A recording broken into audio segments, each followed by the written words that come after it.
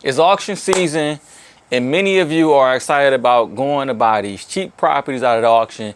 And I know you think that you're about to get the greatest deal of your lifetime, and you're gonna get every property that you're going after in this auction.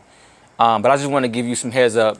You know, I've bought property out of the auction plenty of years. I bought over 6 properties out of the auction, and here's some things I want to tell you all about the auction.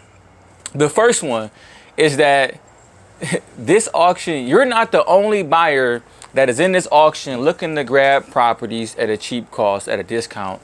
And so you're going to be competing with local investors, out-of-state investors, international investors. And from what I've seen over the last couple of years, they almost always drive these prices extraordinarily higher than what you would want to pay for something. So a lot of times you get outbid about $30,000, $40,000, $50,000. And so I would recommend that if you're going into auction, for every 100 properties, you're probably going to get one, right? You need a list of 100 properties, and you'll probably get 1 or 2 properties. And I think that is really, really good, because or you're going to pay an extraordinary amount of money to get 1 property, and you're probably going to overpay for it. But if you got 100 properties that you're following, you know, everybody's not going to follow 100 properties. Some properties are going to fall through the cracks, and then that's when you get your steals. The second thing I want to highlight is that when you're buying these properties out of the auction, right? Matter of fact, let's go back to the list. The list of properties that you're going to have, that 100 properties, you should do as much due diligence as possible. What do I mean? That means you should be driving by these properties. You should be doing Google searches. You should be trying to get really a good understanding of what the condition of the property is. Because when you're buying properties out of the auction, what happens is you can't see the inside of it. So you got to make some assumptions on what the condition would be. And my recommendation is to always assume the worst case scenario, right? When I drive by a house, you can see a couple of different things. What does the landscape look? A lot of times by looking at the outside of the house, you can kind of gauge, right? It's not always 100%, but you kind of can gauge maybe what the inside of the house looks like.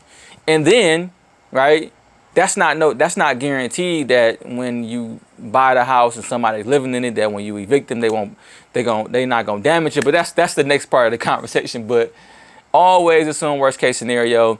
You know, if I'm buying a property, I'm always going to assume that the property needs everything in the inside, from electrical to plumbing to all the cosmetic work. Because if I don't assume the worst, then I can find myself I can find myself overpaying for a property that's not actually profitable at the end of the day. I just paid for a free project, and I gotta hold it, and I gotta wait to an opportunity to where I can sell it, or I gotta sell it and lose on it. And so always assume the worst case scenario. The third thing is, this is part of assuming the worst case scenario, is that most of these homes either have tenants in it or have people that lost their property. Think about this, right? If I'm someone that is a tenant and I'm paying my rent on a monthly basis, and you come to me and tell me you're the new landlord and I need to get out, I don't think that would be a well-received conversation. Or I'm the new landlord and you got to pay an increase in rent, right? I just don't think those conversations will go well. And so you'll find yourself in a battle, and sometimes a legal battle, with these new tenants that you never vetted, right? You don't know what the condition of the inside of the property is, and they may not even let you see it. And so what happens is you may have to go through an eviction process, and depending on your market, depending on where you at, that could take up to 3 to 6 months. So now you got to factor in holding costs, right? Unless you use cash, but even if you use cash, right, that's still opportunity cost. So you still should be factoring in the opportunity of the transaction of you having to hold it, right? That there is a cost of holding it. Taxes, insurance, right? And so factor those into the equation, but you may have to evict a tenant. But let's say this is another scenario where it's actually an owner you're buying the house from. They lost the property, right? It's been in their family for 10 years and they don't want to leave. So you got to evict them. And then when you evict them, more than likely they're going to damage the property to where you're going to have to spend more money than you thought you did. That's why I always assume the worst case scenario when I'm buying properties out of the auction.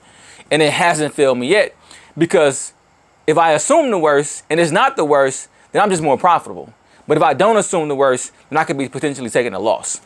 But happy hunting, right? I pray that you all do phenomenal in this auction. If you got some deals out of the auction, let me know, right? Let me know the strategy. Let me know what you're thinking about it. Like, I would love to have some back and forth. And maybe if you need some feedback, if you need some feedback on what you think you should do with this property that you just got out of the auction, shoot me a comment, send me a DM. Would love to give you some insight.